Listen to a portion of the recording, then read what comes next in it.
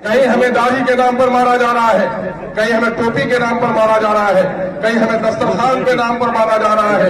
मुनाफिकों के बच्चे आज हमारा वोट लेकर हमारे खिलाफ कानून बनवा रहे हैं, हमारी बेटियों के निकाह और तलाक के कानून बदले जा रहे हैं। हमारा बच्चा स्कूल में जाकर अपना नाम बताने में घबरा रहा है, हमारा बच्चा दिल्ली और पंजाब में जाता है तो अपना सही नाम नहीं बता पाता है। ऐ खुदा मेरी कौम में गैरत पैदा कर दे कि मेरे कौम के लोग भूखे रह सकते हैं लेकिन किसी मुनाफिक के हाथ में हाथ कभी नहीं डाल सकते हैं। कि कोचा दमन का टिकट भाई जनाब इजहार असफी साहब को दिया जाए। सब लोग राजी हो? जिस तरह से हमारे लिए लड़ते थे उससे ज्यादा बढ़कर लड़िएगा ना, जिता के ले जाइएगा ना।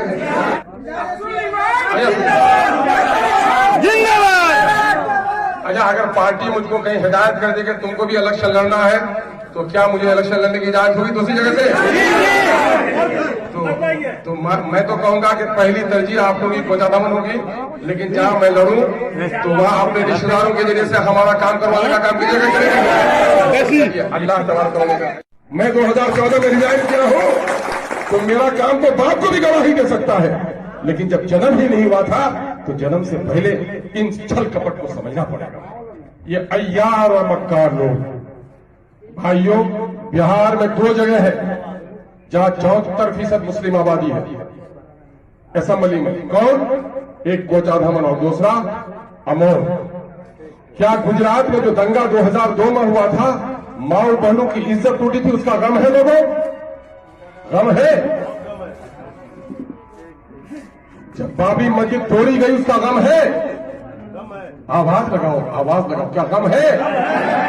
एनपीआर और एनआरसी पर जो इन गुंडों ने दस्तखत किया उसका गम है?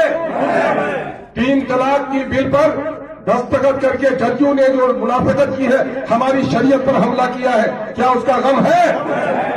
अगर मैं समझता हूं कि 74% आबादी को अपने शरीयत का पास है, अपने मस्जिद से मोहब्बत है, दाढ़ी और टोपी के नाम पर जो लोग मारे गए हैं उन भाइयों का गम है, गाय के नाम पर जो मारे गए हैं उन भाइयों का गम है, तो मैं ये कहने पर हक पर जानिब हूं कि इंशाअल्लाहुल अजीज हमारे सीमांचल में बच्चा गरीब होकर होटल में पोछा मार सकता है, हमारा नौजवान दिल्ली और पंजाब में जाकर मजदूरी कर सकता है, लेकिन जिन लोगों ने गुजरात में गुंडागर्दी की है, मस्जिद को तोड़ा है, तलाक बिल पर दस्तखत किया है, एनपीआर एनआरसी पर दस्तखत किया है, हमारी कौम का कोई नौजवान ऐसे गद्दारों को वोट नहीं दे सकता।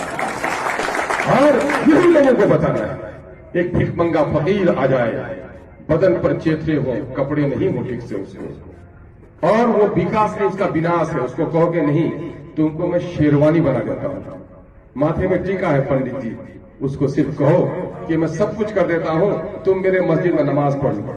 अगर सच्चा हिंदू होगा तो भूखे मर जाएगा, तुम्हारी शेरवानी पहनकर मस्जिदों में हाजिरी नहीं देगा। आज कोई फकीर भीख मांगने के लिए जाता है, हाथ पे कटोरा है, सर पे टोपी है, चेहरे पे दाढ़ी है, कोई हिंदू से कहे कि तुम तो भीख मांगते हो, बड़ी दिक्कत होती है, कटोरा लेके फिरते हो, अच्छा नहीं लगता है, बदन पे कपड़े भी नहीं है, तुम सिर्फ अपना दाढ़ी मुंडा लो, टोपी उतार दो, टीका लगा लो और मेरे मंदिर में चलो, हम तुमको दौलत दे देंगे। उस जमीन अगर गैर जिंदा है तो भूखे मर जाएगा, लेकिन टोपी उतार कर कभी टीका नहीं है। ये सच है क्या? अगर ये सच है ये बात तो यकीन रखो लोगों, 2010 में एक हाथ में तीर और दूसरे हाथ में कमल लेकर आया था, जो हस्र 2010 में हुआ था वही हस्र 2020 में इंशाअल्लाह। सूफी का बेटा जाके शराब की दुकान करेगा, शर्म की बात है कि नहीं? 74% मुस्लिम आबादी का नेता जाकर बोलेगा मोदी का हाथ मजबूत करो, यानी मोदी का हाथ मजबूत करो तो मुसलमानों की बेटियों की इज्जत से खिलवाड़ करो। जो मुसलमानों की बेटियों से की इज्जत से खिलवाड़ करने के लिए मोदी का हाथ मजबूत कर सकता है, उसके पंजे को मरोड़ देना है, अपने बस्ती में आने की जगह नहीं देना। ये काम एमआईएम कर रही है। अवैसी साहब चाहते तो मंत्री बन जाते, मेरी कुर्बानियां मेरे दोस्तों को याद है, लेकिन सारी कुर्बानियां याद नहीं है। एमएलए की चिट्ठी नहीं गंवाई, मैंने एमपी का इलेक्शन ही नहीं छोड़ा। लोगों, एक मेंबर भी अपनी मेंबरी को छोड़ने के लिए 3 ठो वोट आएगा, भाई के खिलाफ खड़ा हो गया है, समझा देंगे मैं भेजा हरिया बेटी वोटे जा कुछ किए मीजी तुम करे आ गिनती हो जाए तो 3 खान वोटों से वार वार बीबी वार बेटा छोड़ता है कोई क्या? और अख्तुर ईमान ने क्या एमएलए छोड़ा कि नहीं छोड़ा था? किसके लिए? अपनी मिल्लत के खातिर कि बीजेपी से तोड़कर लाया था नीतीश को, तब मैंने रिजाइन किया था। और जब बीजेपी से मिला नीतीश तो मैंने उसकी टिकट को लात मारा, और मैं अगर टिकट को लात नहीं मारता, हार भी जाता तो वजीर बनता। मैंने वजारत की कुर्सी को भी लात मारा है। आपके गरीब बेटे ने कभी कुर्बानी देने का है। आज कोचाधामन के लोगों, कई लोग इस मैदान में आकर आगे बढ़ने का काम कर रहे थे। भाई जनाबे इजार एसपी साहब, मैं जब 2005 में इलेक्शन लड़ा था, ये भी लड़ गया था। जब 2005 में दूसरी बार इलेक्शन लड़ने की बारी आई तो मैं इनके घर पर गया था और मैंने कहा, लड़ना अगर इलाके के लिए है तो आपका भाई अगर जीता है तो दोबारा आपको नहीं लड़ना, अपने भाई का साथ देना है। मैं वो दिन नहीं भूल सकता हूं कि जनाब भाई इजहार एसपी साहब ने कहा, नहीं अख्तर ईमान साहब, कौम ने आपको कबूल किया है, आप ही लड़िएगा, मैं आपका साथ दूंगा। उसमें साथ देने का पिछले दिनों में पार्टी ने फैसला लिया था कि 100 से ज्यादा सीटों पर हम लोग इलेक्शन लड़ेंगे। कोविड की वजह से हमारी तैयारी नहीं हो पाई। और जब भाई इजहार एसपी साहब ने कहा कि क्या करें, मैंने कहा कि संगठन का काम कीजिए, चाहे हम लड़ेंगे या आप लड़िएगा। चंद और भी लोग खड़े थे, लेकिन जब उन्होंने देखा कि नहीं इजहार एसपी साहब से अख्तर साहब का नरमी बरत रहे हैं तो कुछ लोगों ने सर अपना पीछे कर लिया और भाई इजहार साहब ने अपना काम किया है। मैं आज आप लोगों के पास मशवरे के लिए बुलाया हूं। मैंने लंबी गुफ्तगू पहले की है और शायद पार्टी का अगर हुक्म हो कहीं से तो पार्टी का यह कहना है कि जमात खड़ी हो जाएगी तो इमाम भी जरूरी है, तो तुम्हें भी इलेक्शन लड़ना पड़ सकता है अगर पार्टी का कुछ ऐसा फैसला होगा। हरचंद के मैं चाह रहा था कि मैं 2024 के लिए तैयारी करूं, तो इस तरह तफसीली गुफ्तगू आपसे करने का मौका नहीं मिलेगा। हमारे कुछ साथियों ने भी कहा है कि आपके लिए तो तन मन धन सब कुछ लगा दिए थे, पेट में कपड़ा मान के लड़े थे, लेकिन सबके लिए नहीं लड़ पाएंगे। मैं कहता हूं, सुनो मेरे भाई, ये आपकी मोहब्बत है और ये आपका जुमला है। करने की जब बारी आएगी तो यकीनन है कि जितना मेरे लिए कर रहे थे उतना जरूर कीजिएगा। आप बोलिएगा, अगर एमआईएम के आप साथी आप कहिएगा कि नहीं मोर बेटा नमाज पढ़ा था, मैं तो बिल्कुल नमाज पढ़ूं और पड़ोसी बच्चा इमाम बन में तो मैं नमाज पढ़ा नहीं जाऊं, इसके मतलब कि वो आदमी नमाजी नहीं है। अगर आपको एमआईएम से मोहब्बत है तो एमआईएम एक काले कलोटे आदमी को भी अगर आपका सरदार बना देगा तो आपको अपना एमआईएम का सदर जनाब अब्दुल अवैसी की आवाज समझिएगा। जब ये काम कीजिएगा, तो ईमान नहीं रहे आज तो आप परवाह न कीजिएगा। एमआईएम आज मिल्लत की जरूरत है, एमआईएम आज हिंदुस्तान की जरूरत है। अख्तर ईमान पढ़ सकता है, उसे छोड़ दीजिएगा। खुदा की कसम, आज जो हिंदुस्तान का नक्शा है एमआईएम नहीं छोड़िएगा, इसलिए एमआईएम आज गरीबों, यतीमों, बेबसों और लाचारों की पार्टी है। इसलिए मेरे भाइयों, एक बात लोगों ने कही, हाँ मैं समझता हूं कि गाड़ी बगैर पेट्रोल के नहीं चलती, लेकिन अभी पिछले दिनों में हम लोग लड़े थे इलेक्शन, जीत गए भाई अमरुदा। मार्केटिंग यार्ड से जब हम लोग निकले थे तो गाड़ी का पेट्रोल खत्म हुआ, न डीजल खत्म हुआ, न गियर खराब हुआ, गाड़ी में कुछ भी नहीं था। तो हमको अच्छा नहीं लगा, लड़का सब धकेल रहा था और धकेलते धकेलते वो हमारे ऑफिस तक पहुंचा दिया। गाड़ी में तेल नहीं भी हो, अगर जो से जोली हो तो आदमी धकेल कर भी मंजिल में अपनी गाड़ी को पहुंचा सकता है। आपको समझना पड़ेगा। जिस दिन आप समझ लीजिएगा कि ये लड़ाई अख्तर ईमान की है, नहीं जीत पाइएगा। जिस दिन ये समझ लीजिएगा कि ये लड़ाई इजहार एसपी साहब की है, नहीं जीत पाइएगा। जिस दिन ये समझिएगा ये लड़ाई आने वाले दिनों में मेरे बच्चों के ईमान का है, हमारी शरीयत का है, यूनिफॉर्म सिविल कोड का है, एनपीआर और एनआरसी का है।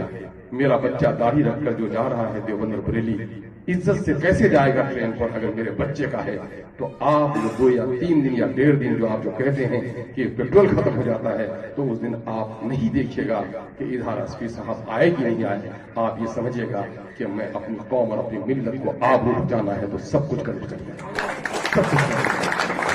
या नहीं समझिएगा कि चोल मियाँ उन्ना तक दौरादुरी कोनो मियाँ आज समारोह घोरो 200 टका बांटो।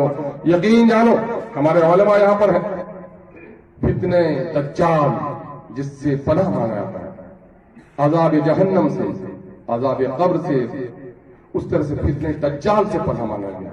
दज्जाल आएगा, हाथ में जन्नत दिखाएगा, है ना? और अगर उस वक्त आप अपने ईमान की आजमाइश में नहीं किए तो पूरी जिंदगी की आपकी जो रियाजत है, पूरी जिंदगी की इबादत बेकार चली जाएगी। इलेक्शन का जमाना आएगा, क्या औकात है उस शख्स की जो पैसे बांट रहा है? उस शख्स ने लूटा है। कैसा लूटा? जो बालू की गाड़ी आती थी आपके यहाँ 2000 में, वो आज 3200 रुपए 3500 रुपए में आती है। क्यों आती है? कि सड़क पर इस गाड़ी को लूटा जाता है और उसका कीमत गरीबों को अदा करनी पड़ती है। यकीन जानो, आज से 10 साल पहले जो जमीन की रजिस्ट्री होती थी 1000 रुपए में, आज वो 30,000 में रजिस्ट्री हो रही है। पता है आपको?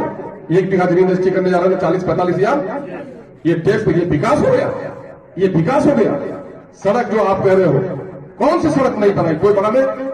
2012 में फाइनल हुई थी, 2011-12 में फाइनल हुई सादगरा से दामदपाड़ा वाली सड़क, और 5 साल तक मेंटेनेंस था उसका।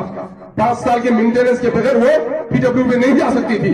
फिर भी उसमें मुरम्मती के नाम से करोड़ों रुपया निकाला गया। आपको हैरत होगी कि 13 करोड़ में वो सड़क बनी थी और 2015 में उस सड़क के मुरम्मती के नाम पर 17 करोड़ रुपया निकाला गया, और वो 17 करोड़ रुपये का हिसाब भी नहीं हुआ कि पीडब्ल्यूडी में सैंक्शन कराकर वो काम कराया गया। ये किन के पैसे देते जा रहे हैं? ये आपके पैसे देते जा रहे हैं। अख्तरीमान ने जो सड़क किया था मस्तान चौक से वहां तक, तसीम साहब के द्वारा सैंक्शन हुआ था, मुरम्मतीकरण का काम किया था, तो आपने देखा था कि उसके मुरम्मतीकरण में कितनी मजबूती थी। सड़क के चौड़ीकरण का मामला बाद में सैंक्शन हुआ। ये सारी बातें, और आप देख लीजिए पिपला के पास, मैं जिला परिषद में था तो 80,000 से कलभट बनाया था, और आज वो कलभट 200 हो जाता। लेकिन आपको सुनकर हैरत होगी कि ठेकेदारी के नाम पर वहां 3 करोड़ से ज्यादा का पुल बनाया गया, और जहां रोपा गाड़ा हुआ है कभी पानी ही नहीं जाता है। ये क्या हुआ? ये विकास हुआ? ये लूटा जा रहा है आपको। आपके बच्चों के मुकद्दर को लूटा जा रहा है, स्कूल के पैसे लूटे जा रहे हैं, आंगनबाड़ी का पैसा लूटा जा रहा है, डॉक्टर खाने से दवाइयां लूटी जा रही है। और वो अगर कुत्ता लोथरा पर पलता है लेकिन चोर को कभी नहीं बख्शता है। मेरे बाज़मीर लोगों, जिन लोगों ने तुम्हारे पैसे को लूटा है, तुम उसके पैसे को लूट लेना, लेकिन कभी बेजमीर लोगों का साथ मत देना, वरना तुम्हारे आने वाले मेरे भाइयों। इसलिए मैं आपसे कहना चाहता हूं कि हम लोगों ने तय किया है कि हम बिहार के मुख्तलिफ जगहों पर लड़ रहे हैं। आपको फख्र होगा, ये किशनगंज की पहली तारीख है कि आरा से, छपरा से, सीतामढ़ी से, गया से एक अदद टिकट के खातिर आपके भाई के पास हजारों पैरवी लेकर आ रहा है। ये आपकी मोहब्बत है, और आप ये समझ रहे हैं कि क्या करेंगे। आज अल्हम्दुलिल्लाह अभी इश्तियाक साहब है हमारे यहाँ, उस दिन भागलपुर से चंद मेहमान आए थे, 2 गाड़ी लेकर 10-12 आदमी आए थे। उस दिन ज्वाइनिंग थी तो हम ज्यादा तवज्जो नहीं दे पाए, और हमने कहा भाई आज हमारी बात नहीं हो पाएगी, हम पिछले दिन में पटना जाने वाले हैं, हम उधर से भागलपुर आएंगे, वही आप लोगों से मिलने के, माफ कीजिएगा जरा सा उलमा लोग थे, बड़े बुजुर्ग थे हमारे, हमको अच्छा नहीं लगा कि हम दोबारा आने गए। मैंने कहा मैं ही आप लोगों से मिलते हुए आएगा, मैं सोचा दिलजोई हो जाए। आपको मैं उन लोगों से खबर दिया था, लेकिन खबर न जाने कैसे वहां पहुंच गई। जब हम लोग भागलपुर में पहुंचे थे तो बिला गालिबा 400 से 500 आदमी हाथों में फूल लिए अख्तरीमान के इस्तकबाल की। ये दरअसल आपकी मिल्लत की मोहब्बत, आपकी क़यादत उठ रही है। मैंने कई जगह लोगों को समझाने के लिए कहा कि चौराहे पे बच्चा खड़ा है तो बच्चे को पूछो नाम क्या है, तो बच्चा बता देता है कि मेरा नाम जैद है, मेरा नाम बकर है। बोलोगे कहां के रहने वाले हो? कहा फला बस्ती का रहने वाला हूं। कहा वहां का मुखिया को जानते हो? कहा हाँ मैं जानता हूं, मुखिया का फला नाम है। कहा सरपंच को जानते हो? कि कहा फला नाम है।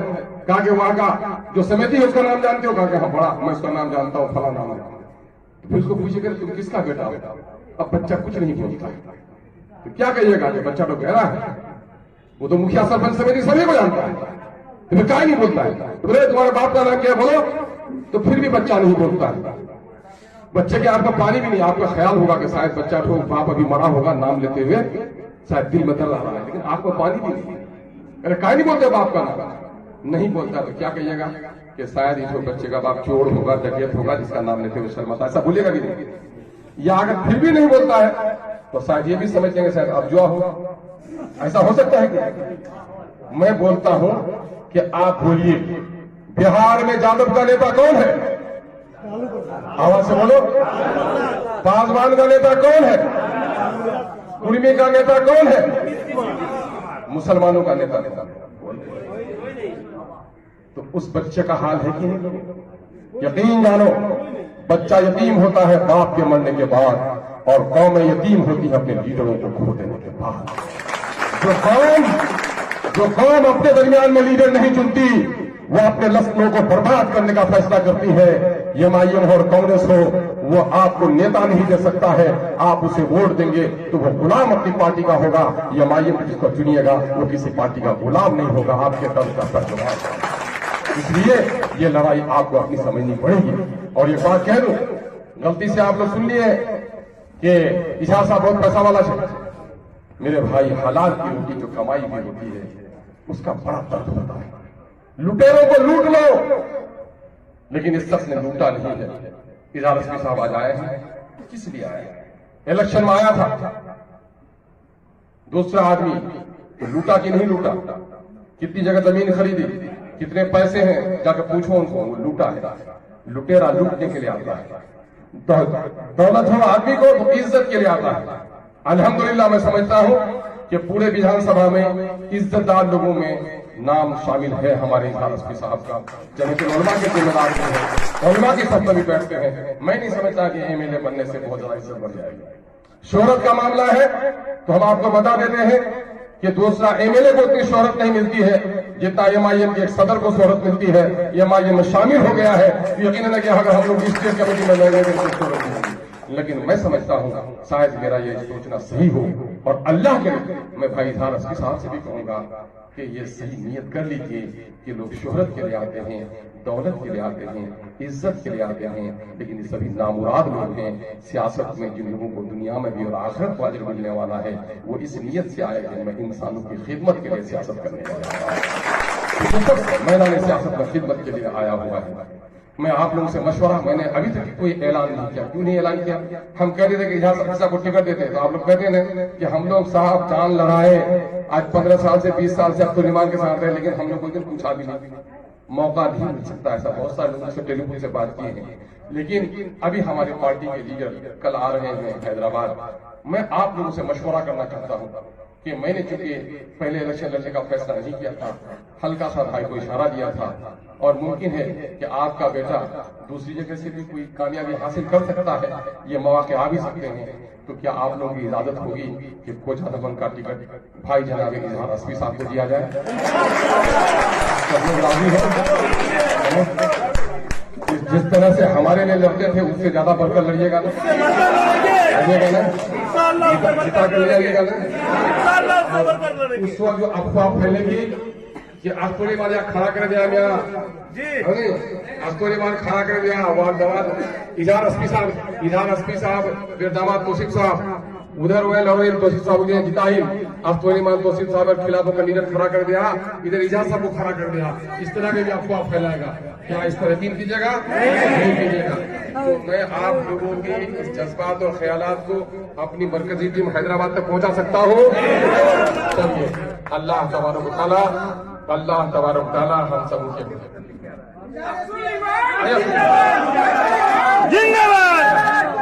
अच्छा, अगर पार्टी मुझको कहीं हिदायत कर देगी तुमको भी इलेक्शन लड़ना है, तो क्या मुझे इलेक्शन लड़ने की इजाजत होगी दूसरी जगह से? तो मैं तो कहूंगा कि पहली तरजीह आप लोगों की कोचा दमन होगी, लेकिन जहां मैं लड़ूं तो वहां अपने रिश्तेदारों के जरिए से हमारा काम करवाने का काम कीजिएगा। अल्लाह तबारक व तआला ऐसे मौके दिए, तो अल्लाह ने अगर ऐसे मौके दिए तो आपके दोनों हाथ में लड्डू होगा। और आज मैं आप लोगों के इस बहुत ही इत्मीनान बख्श माहौल में इस मीटिंग में आप लोगों की शमूलियत का शुक्रिया अदा करता हूँ, और अल्लाह रब्बुल इज्जत से दुआ करता हूँ कि खुदावंद पर इस वक्त इस मिल्लत बड़ी मजलूम हो गई है। कहीं हमें दाढ़ी के नाम पर मारा जा रहा है, कहीं हमें टोपी के नाम पर मारा जा रहा है, कहीं हमें दस्तरखान के नाम पर मारा जा रहा है। मुनाफिकों के बच्चे आज हमारा वोट लेकर हमारे खिलाफ कानून बनवा रहे हैं, हमारी बेटियों के निकाह और तलाक के कानून बनते जा रहे हैं, हमारा बच्चा स्कूल में जाकर अपना नाम बताने में घबरा रहा है, हमारा बच्चा दिल्ली और पंजाब में जाता है तो अपना सही नाम नहीं बता पाता है। ऐ खुदा मेरी कौम में गैरत पैदा कर दे कि मेरे कौम के लोग भूखे रह सकते हैं, लेकिन किसी मुनाफिक के हाथ में हाथ कभी नहीं डाल सकते हैं। अल्हम्दुलिल्लाह रब्बिल आलमीन। खात्मा हो जाए।